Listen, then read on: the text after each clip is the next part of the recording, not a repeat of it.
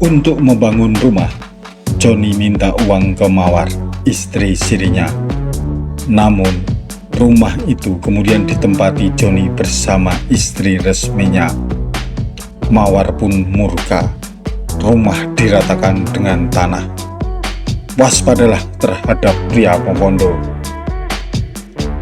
Mawar girang ketika Joni, duda yang ditinggal mati istrinya, menyatakan cinta padanya. Bukan sekedar omongan, perhatian Joni kepada Mawar juga luar biasa.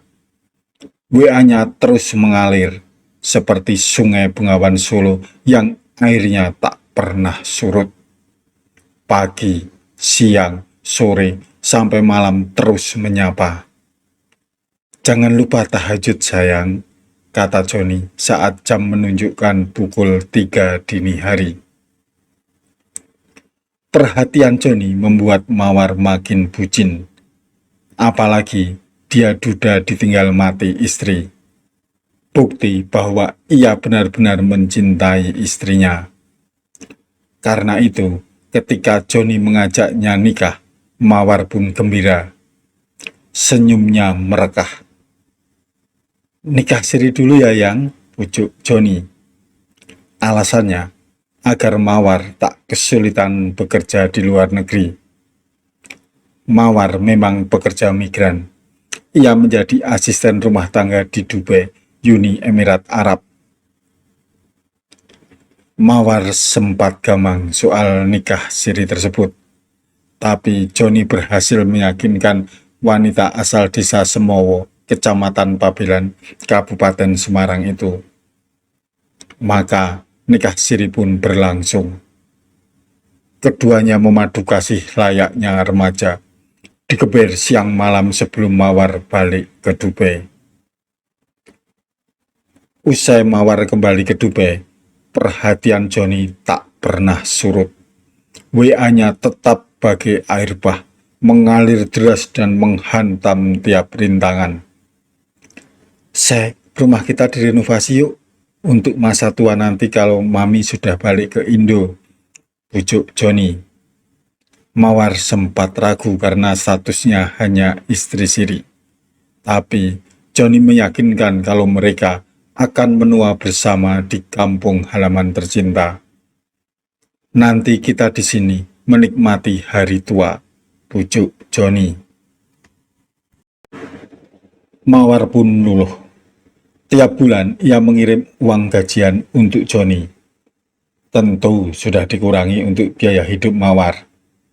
Untuk membeli keperluan pribadi, Mawar mulai menghemat pengeluarannya.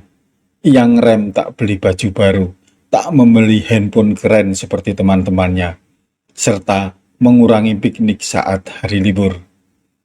Semua dilakukan agar rumah yang dibangun bersama Joni segera selesai, sehingga mereka bisa tinggal serumah.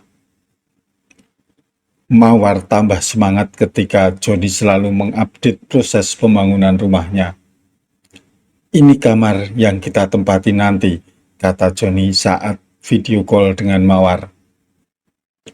Uang pun terus mengalir ke rekening Joni.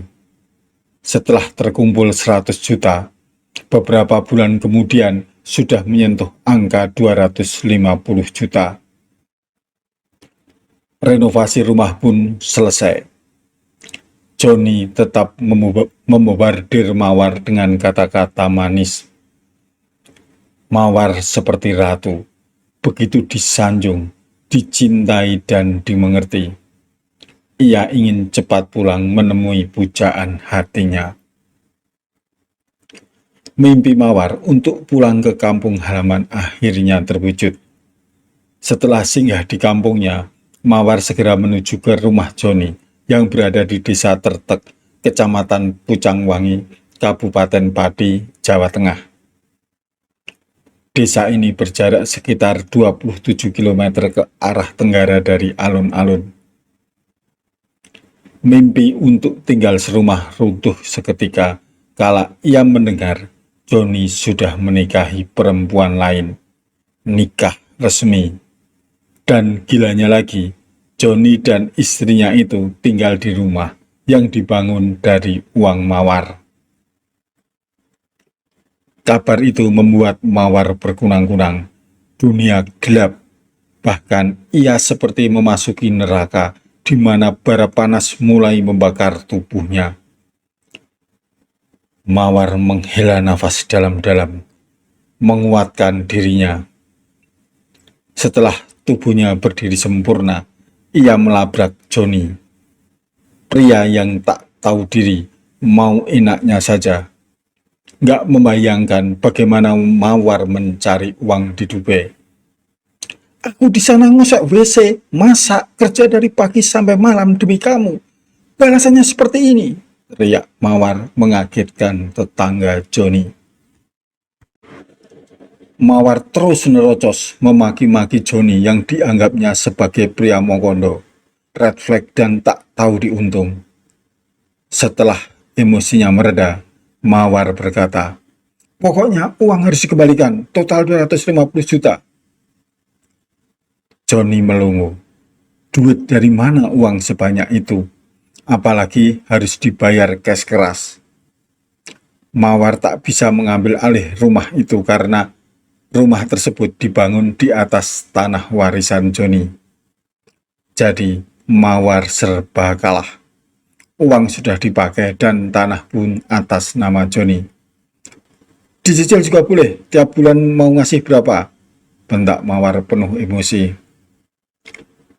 Johnny tak sanggup. Tidak mungkin ia mencicil apalagi membayar secara cash. Mawar kesal. Ia menurunkan nilainya.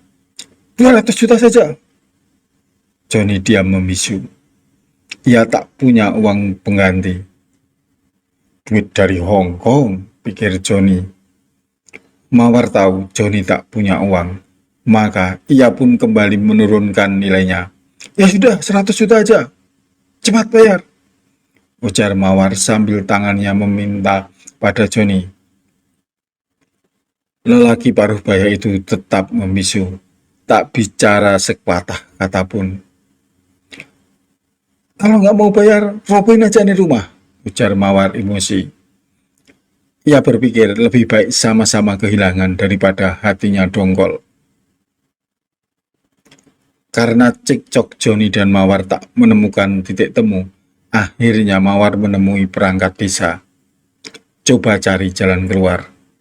Tetap saja mentok. Intinya, Johnny tak punya uang untuk mengembalikan duit Mawar. Mawar pun meminta rumah untuk dirobohkan. Biar tidak menimbulkan masalah hukum di kemudian hari, Mawar membuat surat perjanjian. Intinya, Johnny dan Mawar sepakat untuk merobohkan rumah yang dibangun dengan hebel tersebut. Pada 10 Agustus tahun 2024, Mawar mendatangi kepala desa Tertek, meminta surat perjanjian itu disahkan dengan diberi stempel desa dan tanda tangan kades. Namun, kades menolak menaikkan perjanjian itu. Alasannya, soal redaksional. Di situ tertulis Johnny dan Mawar adalah pasangan suami istri. Padahal, mereka hanya nikah siri yang tidak diakui oleh undang-undang perkawinan. Kades meminta sekretaris desa untuk memperbaiki redaksionalnya. Maka kalimat suami istri diganti dengan kalimat pernah menjalin cinta. Setelah itu dilanjut dengan kalimat rumah tembok yang sampai saat ini masih berdiri dan ditempati saudara Johnny sepakat kami robohkan. Proses perobohan rumah dilakukan secara manual dengan membayar sejumlah tukang dan kuli bangunan. Setelah rumah rata dengan tanah, Mawar tak mendapatkan ganti rugi apapun. Masalah dianggap selesai. Mawar plong, Johnny menyesal dan shock. Malu pada tetangga karena kasusnya viral di media sosial dan menjadi gunjingan publik. Makanya bang, jangan bermain api, apalagi tak punya modal. Menurut teman-teman, apakah keputusan Mawar sudah benar? Yuk utarakan pendapat kalian di kolom komentar. Tapi selalu ingatlah pesan Bang Nabi. Kejahatan terjadi bukan hanya karena ada niat pelaku, akan tetapi juga karena ada kesempatan. Waspadalah, waspadalah. Sampai jumpa.